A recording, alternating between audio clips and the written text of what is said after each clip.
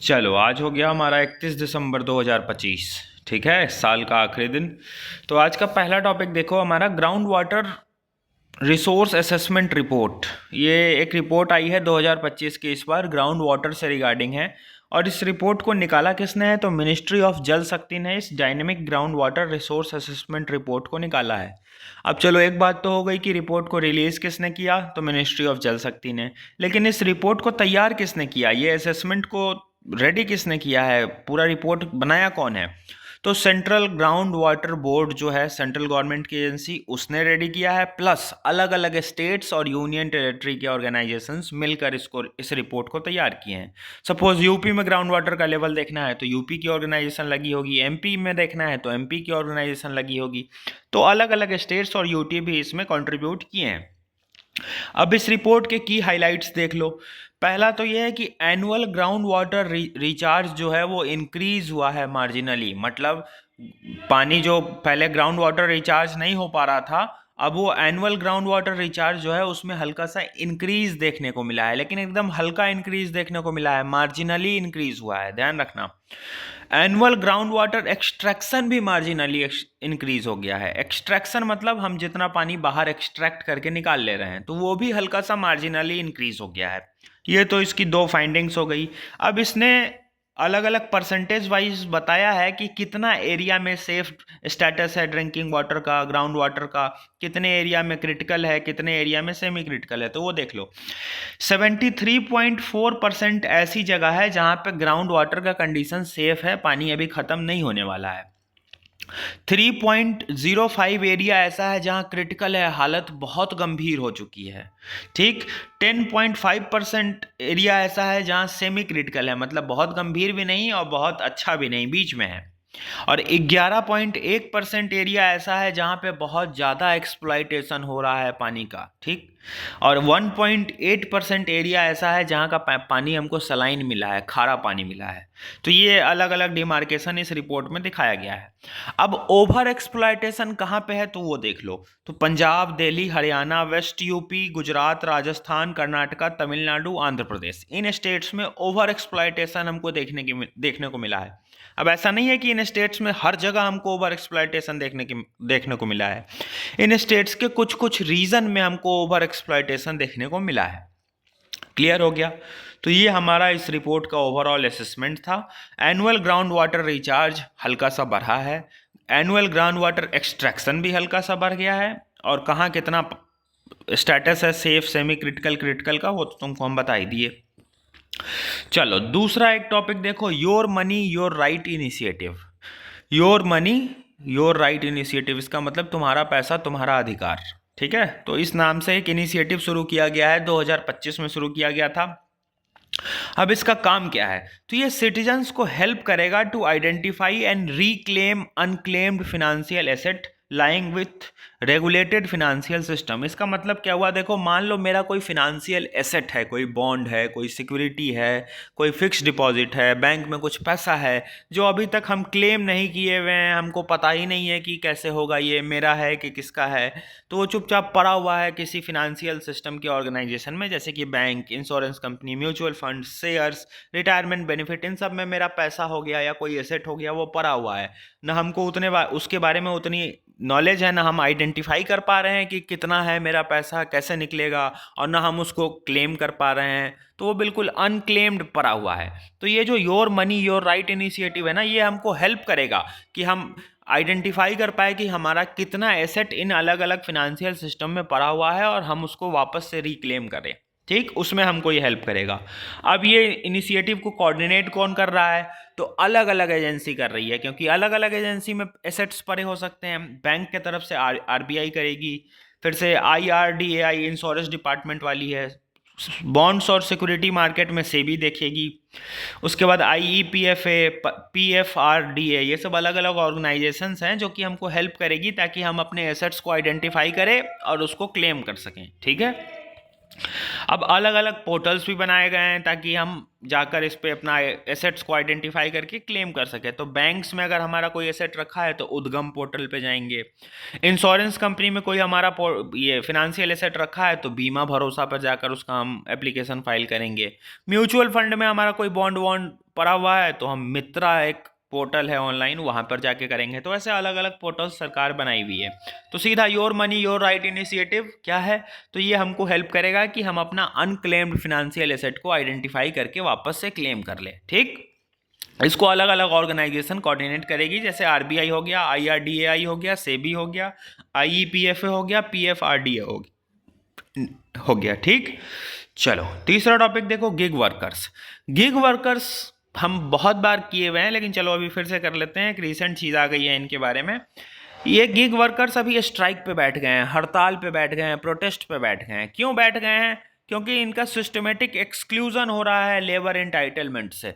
देखो अलग अलग इंडिया में बेनिफिट्स मिलते हैं ना, लेबर लॉज है ना, तुमको अभी हम नवंबर में कराए थे ना कि 4 अलग लेबर लॉज आ गए हैं जो पुराने सारे लेबर लॉज को कोऑर्डिनेट कर दिए हैं। तो वो क्यों? लेबर वेलफेयर के लिए आते रहते हैं लेबर लॉज।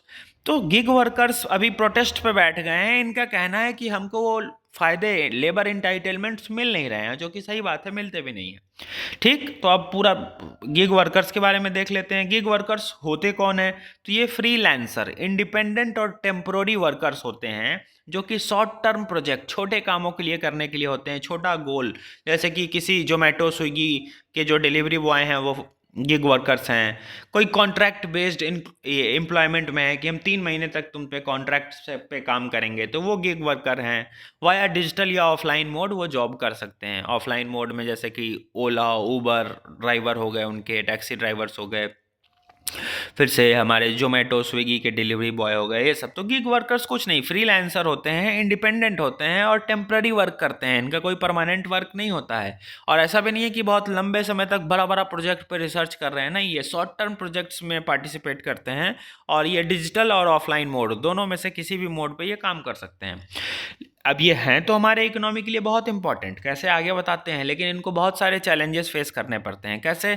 इनकी जॉब सिक्योरिटी कुछ होती ही नहीं है, जब मन करेगा मालिक को इनको हटा देता है। इनको कोई बेनिफिट मिलता नहीं है, ना पेंशन का बेनिफिट मिलेगा, ना सोशल सिक्योरिटी बेनिफिट मिलेगा, ना इनको इंश्योरेंस बेनिफिट मिलेगा, कुछ हेल्थ इंश्योरेंस हो गया, ये सब कोई बेनिफिट इनको नहीं मिलेगा। इनको पेमेंट जो मिलता है, इनकी जो वेजेस होती है वो काफ़ी लो पेमेंट होता है, इनको जितना मिलना चाहिए उतना पेमेंट नहीं मिलता है। इनके वर्क आवर का कोई सर्टेनिटी नहीं है, जब मन करे जितना मन करे काम करा लिया जाता है इनसे। इनके एक्सप्लॉयटेशन होने का बहुत ज़्यादा रिस्क है और होता भी है। इंडिया में अलग अलग रेगुलेटरी चैलेंजेस हैं रिगार्डिंग गिग वर्कर्स। और opaque algorithm control. Opaque algorithm control मतलब, ओपेक मतलब जिसके आर पार हम नहीं देख पा रहे हैं, ट्रांसपेरेंट नहीं है जो चीज़, वो है ओपेक। ओपेक मतलब इस पार के उस पार क्या है हम देख ही नहीं पा रहे हैं। और एल्गोरिदम सेंटर मतलब जहाँ ये काम कर रहे हैं, जहाँ इनके बॉसेस हैं, जहाँ इनका इंस्टीट्यूशन है, वो कैसे इनको रेगुलेट कर रहे हैं, कैसे बाहर निकाल देते हैं, कैसे अपॉइंट कर लेते हैं, ये पता ही नहीं चलता है। इतना सिस्टम ओपेक है, ट्रांसपेरेंसी नाम की चीज़ ही नहीं है गिग सेक्टर में। और रीजनल डिस्पैरिटी भी बहुत ज़्यादा है। कैसे? जैसे कि देखो दिल्ली, बॉम्बे, इलाहाबाद, लखनऊ, कानपुर, इन सब रीजन में तो गिग वर्कर्स आसानी से काम कर सकते हैं, लेकिन किसी रूरल एरिया, रिमोट एरिया में अगर गिग वर्कर्स काम करना चाहे तो नहीं कर पाएंगे, क्योंकि वहाँ पे अभी उतनी इंफ्रास्ट्रक्चर नहीं है, डिजिटल कनेक्टिविटी नहीं है। तो रीजनल डिस्पैरिटी भी एक चैलेंज है जो वो फेस करते हैं। अब गिग वर्कर्स का इंपॉर्टेंस देख लो तो ये जॉब क्रिएशन में हेल्प कर रहे हैं। इंडिया में जो बढ़ती हुई अनएम्प्लॉयमेंट है उसको दूर करने में ये हेल्प कर रहे हैं। स्पेशली यूथ लोग इसमें आकर काम करते हैं तो यूथ एम्प्लॉयमेंट को ये राइज दे रहे हैं। और जब एम्प्लॉयमेंट हो रहा है तो जीडीपी ग्रोथ हो रहा है, इकोनॉमिक ग्रोथ हो रहा है। और ये गिग वर्कर्स हमको एसेंशियल सर्विसेज भी देते हैं। देखो ना, रात के 12 बजे आजकल ऑनलाइन दवाइयों की डिलीवरी हो जा रही है, तो मेडिसिन पहुंचा दे रहे हैं, खाना पहुंचा दे रहे हैं। तो एसेंशियल सर्विस हमको वो दे रहे हैं, ज़रूरी का सर्विस हमको प्रोवाइड कर रहे हैं, तो इनकी इंपॉर्टेंस अच्छी खासी है। लेकिन बहुत सारे चैलेंजेस ये फेस कर रहे हैं। अब चैलेंजेस फेस कर रहे हैं तो कुछ सॉल्यूशन बताओ।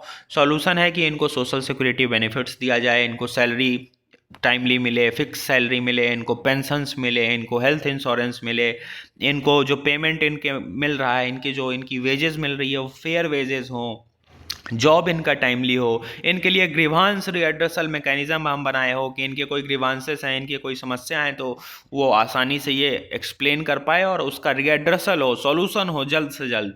और ट्रांसपेरेंट रूल्स एंड रेगुलेशन हो रिगार्डिंग अपॉइंटमेंट हो गया या फिर हम उसको जो रिज़ाइन करवा देते हैं या फिर उनको बाहर निकाल देते हैं जॉब से, उसके लिए रूल्स एंड रेगुलेशंस ट्रांसपेरेंट होने चाहिए। तो ये वे फॉरवर्ड हो गया।